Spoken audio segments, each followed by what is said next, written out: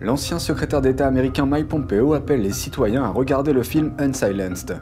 Il qualifie le film de condamnation honnête et cinglante du Parti communiste chinois. L'Union européenne prend des mesures contre la Chine pour soutenir un de ses pays membres. Maintenant, l'organisation lance une procédure contre le régime chinois auprès de l'Organisation mondiale du commerce. Un floriculteur de Hong Kong réduit son stock de moitié avant les vacances du Nouvel An lunaire, après que des mesures strictes de lutte contre la pandémie ont fait plonger la demande dans une spirale descendante. Bienvenue dans Regard sur la Chine, je suis Vladian Huitens. L'ancien secrétaire d'État des États-Unis a réagi au film Unsilenced, un film sur les violations des droits humains en Chine. Sur Twitter, l'ancien secrétaire d'État Mike Pompeo a déclaré que le film était une condamnation émouvante, honnête et cinglante du Parti communiste chinois ou PCC.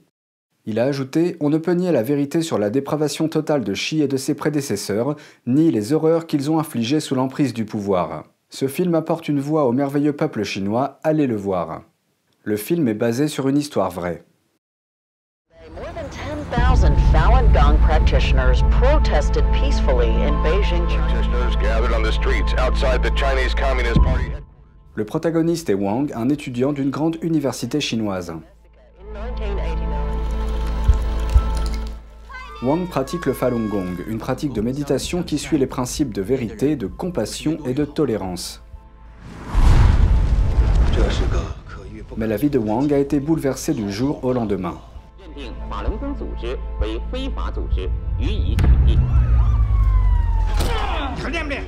C'est alors que Pékin a lancé une campagne de persécution contre le Falun Gong en 1999.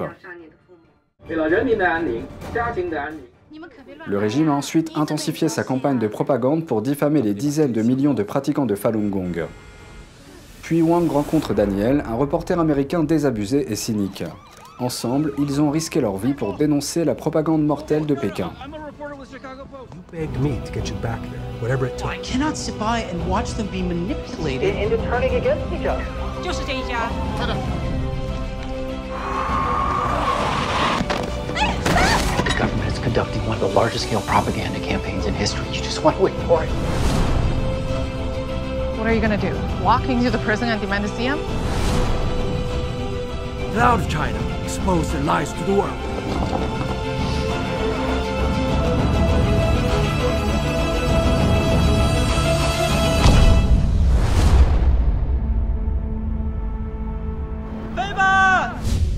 Un diplomate chinois accuse les États-Unis d'infliger des souffrances à des enfants en Afghanistan, mais les photos sont fausses. Le diplomate est le porte-parole du ministère chinois des Affaires étrangères, Zhao Lijian. En publiant une série de photos sur Twitter, Zhao a écrit « Après 20 ans de guerre, voici ce que les États-Unis ont infligé aux enfants en Afghanistan ». Mais le photographe qui a pris les photos dément l'affirmation de Zhao. Dans un tweet, le photographe Ali Suleiman affirme que les photos n'ont pas été prises en Afghanistan mais à Idlib, une ville de Syrie. Il ajoute que c'est ce que le régime syrien et les forces russes ont apporté aux enfants d'Idlib et non ce que les États-Unis ont apporté aux enfants d'Afghanistan. Le diplomate Zhao Lijian a depuis supprimé son tweet. L'Union européenne soutient la Lituanie. L'UE a engagé une action contre la Chine auprès de l'Organisation mondiale du commerce pour ce qu'elle appelle des pratiques commerciales discriminatoires à l'encontre de son pays membre. Pékin a bloqué la plupart des échanges commerciaux avec la Lituanie après que celle-ci a renforcé ses liens avec Taïwan. La punition de Pékin s'est également étendue aux entreprises européennes qui utilisent des composants lituaniens. L'Union européenne a déclaré avoir engagé une action contre la Chine auprès de l'Organisation mondiale du commerce, ou OMC, pour pratiques discriminatoires à l'encontre de la Lituanie. L'UE a déclaré que la Chine avait mis en place des mesures coercitives à l'encontre des exportations lituaniennes. Et la Chine réduit ses exportations vers la Lituanie. Selon Valdis Dombrovskis, vice-président de la Commission européenne, les tentatives de l'UE pour résoudre les problèmes de manière bilatérale ont échoué. Ces mesures constituent une menace pour l'intégrité du marché européen. Elles affectent le commerce intra-européen et les chaînes d'approvisionnement de l'UE, et elles ont un effet négatif sur l'industrie européenne. C'est pourquoi nous prenons les devants pour défendre les droits de l'UE. Le recours devant l'OMC commence par une période officielle de consultation de 60 jours entre les parties. Si elles ne parviennent pas à résoudre le différend, l'UE peut demander à un groupe spécial de l'OMC de statuer sur la question. Si nous trouvons une solution et que les pratiques coercitives sont abandonnées, nous n'avons bien sûr aucune raison de poursuivre l'affaire. La Chine a déclaré avoir agi conformément aux règles de l'OMC et que son problème avec la Lituanie était politique. La Lituanie a rompu avec les usages diplomatiques en acceptant que le bureau taïwanais de Vilnius porte le nom de Taïwan à la place du Taipei chinois. Pékin a expulsé l'ambassadeur lituanien et a retiré son propre ambassadeur. La Lituanie a également fermé sa propre ambassade dans la capitale chinoise. Long Chen, un fleuriste, a brûlé des milliers de fleurs cette année parce qu'il n'arrivait pas à les vendre assez vite. Cela est dû aux mesures prises par Hong Kong contre le variant Omicron qui en réduit de moitié la demande pour le nouvel an lunaire. Long, âgé de 70 ans, dirige une exploitation floricole traditionnelle où il cultive entre autres des nénuphars et des tulipes. Il avait planté 200 000 fleurs en prévision des fêtes du nouvel an lunaire. Mais en raison de l'effondrement de la demande, environ la moitié va finir en flammes. Ces belles fleurs sont tout à fait saines et, normalement, je les cueille et je les apporte au marché. Regardez comme elles sont belles. Mais à cause de l'épidémie, cette année, il n'y a pas du tout de marché aux fleurs. Le gouvernement de Hong Kong a annoncé plus tôt en janvier que les foires aux fleurs traditionnelles du Nouvel An lunaire dans une quinzaine de districts resteraient fermés cette année. Par la suite, les lieux traditionnellement utilisés par les grossistes ont également été soumis à des restrictions de circulation. Les chiffres du gouvernement montrent qu'une compensation a été offerte aux détenteurs de licences pour les foires aux fleurs du Nouvel An lunaire, mais Long a déclaré qu'il n'avait rien reçu en tant qu'agriculteur. C'est un fardeau horrible à supporter. Mais je ne peux pas me contenter de dire à quel point la situation est mauvaise pour moi. Je dois aller de l'avant et espérer que demain sera meilleur. Le virus du Parti communiste chinois, qui cause le Covid-19, a fait de Hong Kong l'une des villes les plus isolées au monde.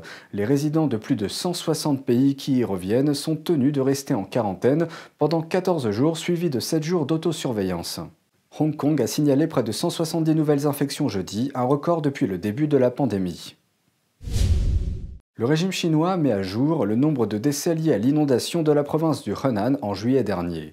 Les officiels disent maintenant que le nombre est plus élevé que ce qui avait été rapporté précédemment.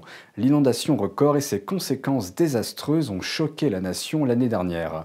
Le Parti communiste chinois reproche aux responsables locaux d'avoir ignoré les alertes aux inondations et d'avoir dissimulé les dégâts.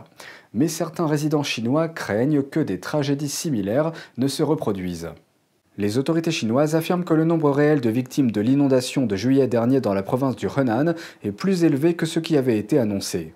Elles accusent désormais les responsables locaux d'avoir dissimulé l'ampleur de la catastrophe.